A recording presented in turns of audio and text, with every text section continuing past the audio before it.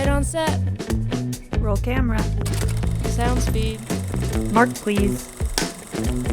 And action. Marker. Welcome back to Students in Focus. I'm Katie, student producer at the Utah Education Network. This week we feature films from the students of the Real Stories class at Spy Hop Productions. Real Stories gives students a chance to tell their stories to the world. This introductory class teaches creatives to write, direct, and edit their own 5-minute documentary film that speaks to who they are, what they're into, and where they live. First up is a piece called Get Out of Town by Fernando. His artist statement is, "In a world focused on the hustle and bustle of the city, we often feel disconnected from nature. My film explores the process of getting away from our car-centric, polluted city and getting back to where we feel best, our roots."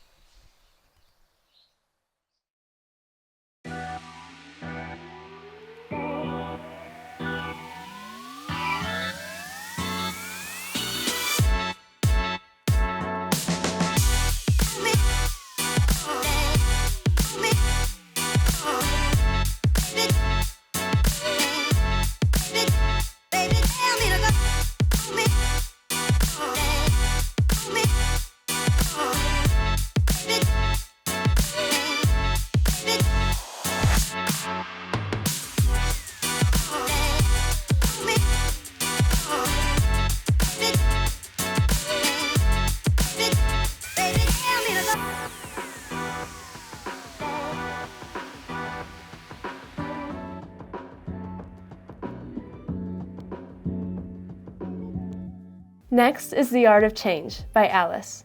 During the Renaissance period, art was highly detailed and full of expression. To this day, the emotion behind it can be felt, despite the time that has passed. Over the years, art and architectural styles have evolved. As modern and contemporary styles dominate society's perception of art, questions regarding quality arise. What is art? In this film, we sit with one artist who shares their opinion on the present state of art, then versus now.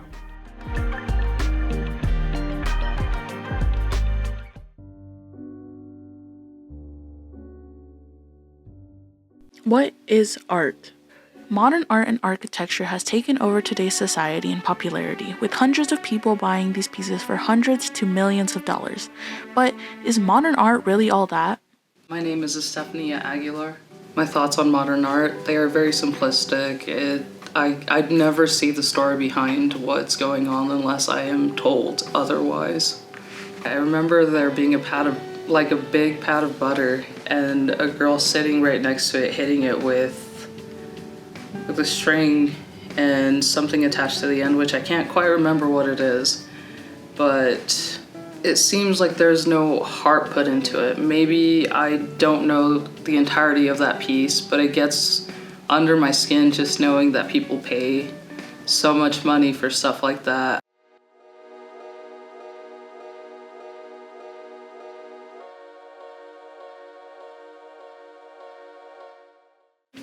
Modern buildings are very, very square. They don't show a whole lot of feeling towards it. It seems more formatted to just kind of fit versus actually expressing any other emotion. I believe that art now is more monetary based versus actually expressing towards anything. Art and architecture should be able to express the feelings that you have, the happiness that you feel, the sadness that you carry with you, the anger that weighs on your shoulder. It shouldn't be just specifically for show. I don't think it shows anything outside of just, hey, I did that when nothing has been done. I believe art was better then, just because there was so much more history, more thought process behind it. There isn't a whole lot going on anymore with it. There's a very big difference between then and now. I think they buy modern art to show that they know about art. They want to seem like they have more going on in their life.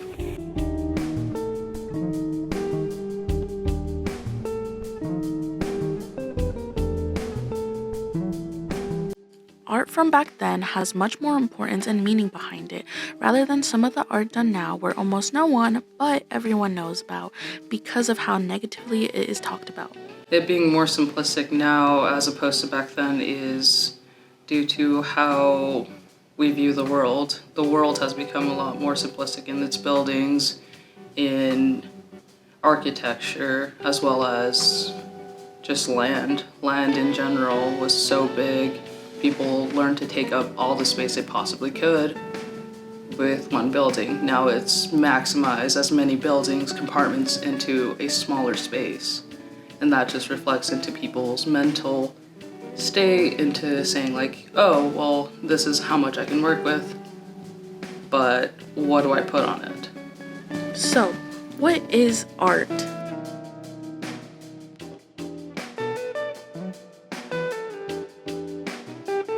What is art to me? Art is explaining a story. It's showing emotions. It's showing anything that's going on inside your head that you could just express it physically outward. Art to me is the simple yet beautiful scenery that surrounds us. The sketches that have taken who knows how long. The buildings in our everyday lives. The people we care about. And the paintings that contain hundreds to millions of brushstrokes. While simple things like that make up art, lines in only a single layer of paint and no expression doesn't.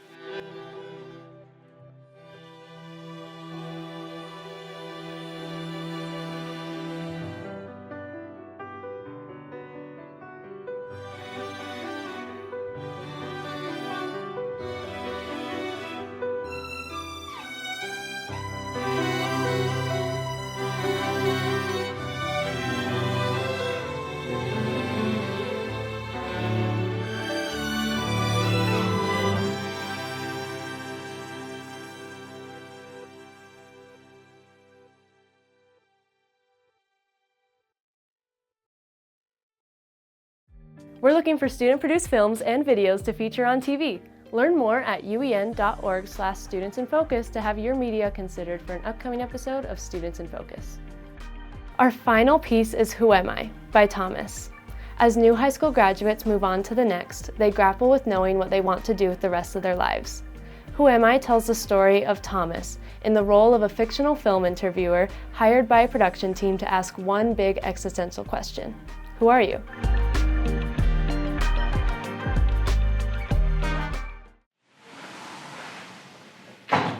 Hi, thank you for coming in, and Thomas, correct? Yeah, Thomas Pepper.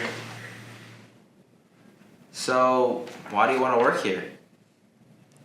I got introduced to film recently, and I just want to get more experience on my hands. I've always recently just wanted to get my hands more on just film in general, so I just wanted to be more around cameras, equipment, things like that. Perfect. And what exactly got you into film? My brother and his roommate are currently living in LA, and they're in the film industry, and I saw them and how all they work, and it was really, really cool when I saw it. And then I started watching short films on YouTube, on Instagram, and I looked at it and I was like, I could probably do that. And I just kind of started, and here I am. Okay, I have just one more question. Who are you? I'm Thomas Pepper. And when can you start? I can start today.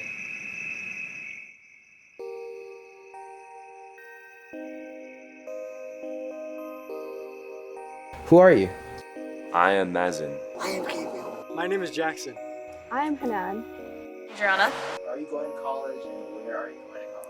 I am going to college. I'll be going to the U, hopefully in the spring semester. So I'm going to college at the University of Utah. I am going to finish my associates, and then next year I want to go to nursing school or maybe transfer to the U.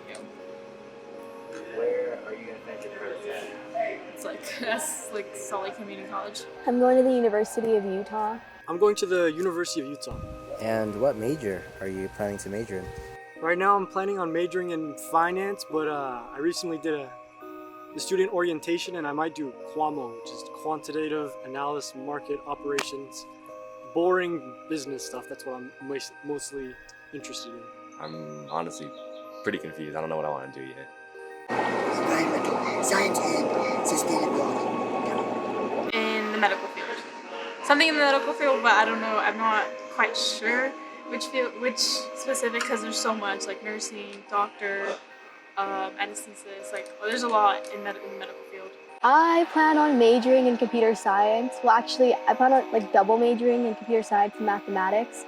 And then after I graduate with those degrees, then I'm going to go back to school, law school specifically, to become an international lawyer. So I've been writing a lot recently since I started film, and I've had a lot of troubles with writing a good character. I feel like writing a good character is a harsh point that every writer meets. Until I heard this advice.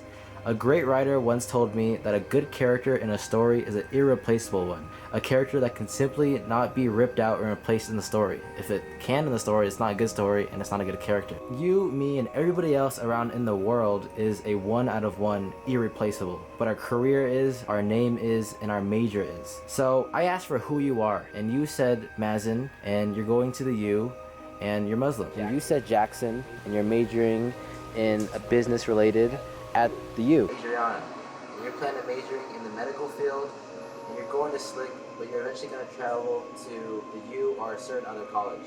You said Hanan, and you said you're majoring in CS, and you're going to the U. You said Gabriel, and then you said you're going to the U, and you're majoring in environmental science. But there's thousands of other people doing the exact same thing, maybe not exactly the same, but around in the same category.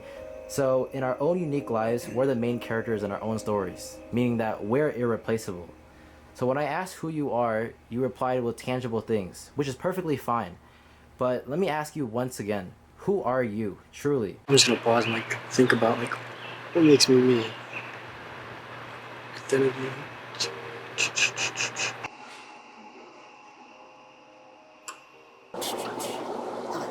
What makes me gay? Who am I truly?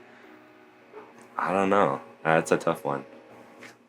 I am Mazin Namir Kader. I am Adriana Gonzalez.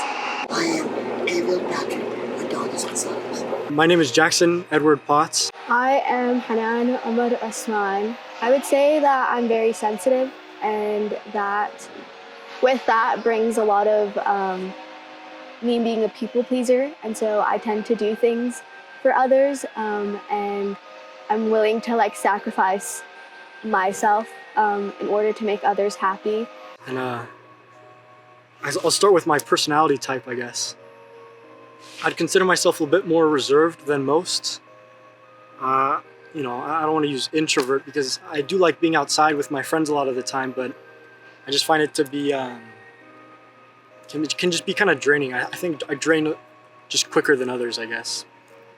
So I don't know. I really like being alone. I am a provider. I like to provide for people. I like to help others mostly, but not in like a medical sense. Like I like to personally like help people with their needs, such as like advice or work or something like physical too. I like to think I am a good friend, a good family member.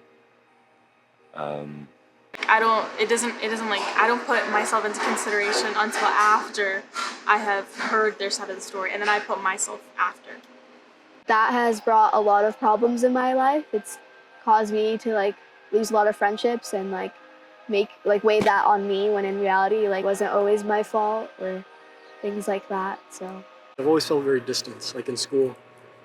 I've always connected with older people. I think that kind of plays into another part of who I am, my autism, which sounds kind of corny, but I think maybe that's why I've felt always kind of distant from a lot of my kids my age. I've always felt very distant, like in school.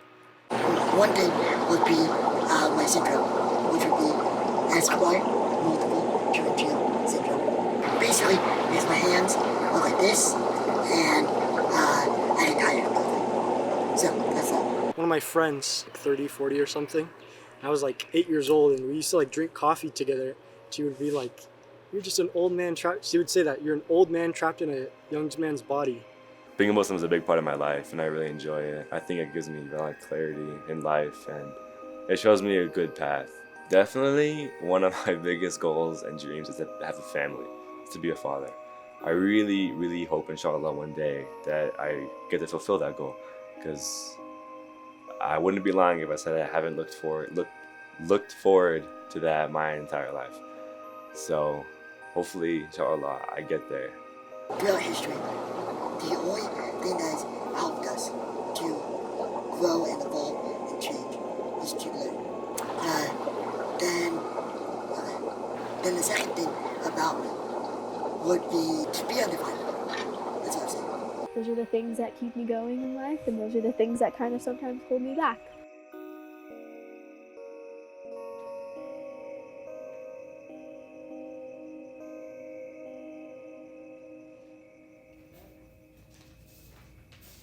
Sound, speeding, action. Hey Thomas, could you turn around real quick? Yeah, what's up? What do you do? I thought we were done filming. What is this? So, not quite. You know, you've been interviewing others about who they are for the past week, but we've only filmed 5 people, and you know we need to hit a 6-minute quote. Typo. Thomas, stop playing dumb. You're the 6th interview. Once you finish this, you go back to editing. No worries. Let's just hurry this up. Yeah. I mean, you're the boss, so let's just get this over with.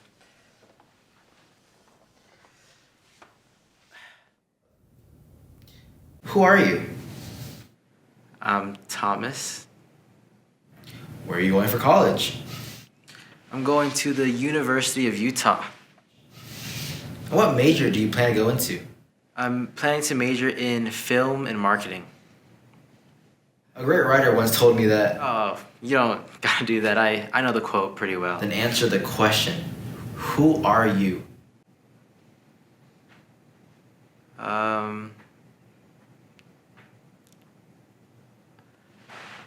I just graduated high school, so I'm moving on to college, but I'm not really sure. I'm still figuring it out. So yeah, I think I'm just figuring it out. That's it? Figuring it out? Everybody we've interviewed has had something to answer with, and yet you're just what exactly? Is that real? I'm just figuring it out. I don't think that's a crazy answer. I just graduated high school. You know, not everyone needs to have their damn life in a story tell. Whenever you turn that camera on, there's all this get up for what? But the real question is who are you?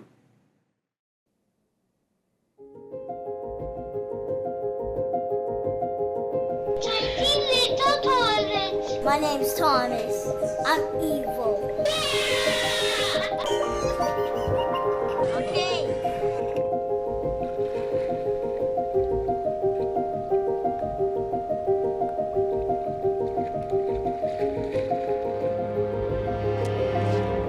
Hey! You're trespassing! Who are you? Who am I? I feel like I'm a lot of things, you know? I love my family. My family's number one in my life, and I strive to be a kind person. I want to be known as a kind person throughout my life. One of my biggest dreams, actually, it's to inspire others through my work. So that's really what I want to do with my career and anything I pursue is to inspire others through it. But there's other things. You know, I'm a hopeless romantic. It's not going too well, but you know, eventually it will. But I'm a foodie. You know, I love eating food. I love trying it with other people, new people, old people, loved ones. I love trying different cultures.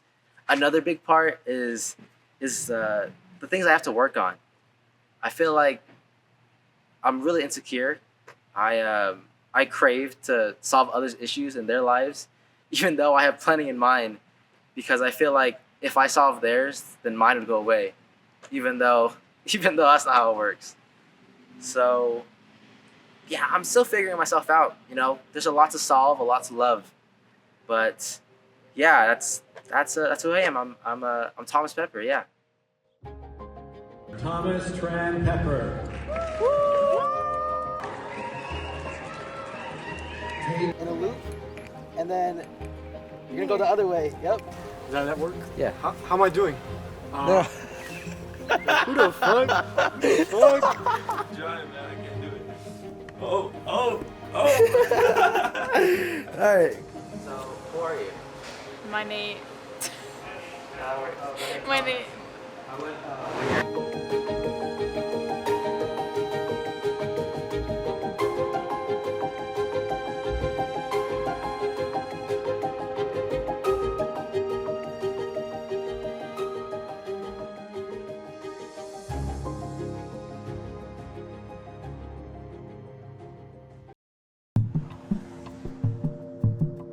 When people think of Sundance, they think of a world of independent films and filmmakers. But they're all a part of something much, much bigger. At the heart of it all is the Sundance Institute, a nonprofit arts organization that supports extraordinary artists, their culture-shifting work, and connects them with passionate audiences. We're a global stage for independent storytellers, and we amplify the impact of their work in the world. We discover next-gen voices and provide the resources they need to bring their stories to life. We support artists who are building new realities to explore. And we connect emerging storytellers everywhere with decades of experience and expertise. The Sundance Institute is bringing together artists, film lovers, educators, funders, and industry to evolve our world through stories. Thank you to the talented students of Real Stories. If you're interested in joining the class or learning about other opportunities with SpyHop Productions, be sure to visit spyhop.org. And thank you for joining us for another episode of Students in Focus. Make sure to subscribe to our channel so you don't miss the next episode. And you can check out past episodes at UEN Video. Don't forget, you can submit your student projects to be featured here on Students in Focus. See you next time.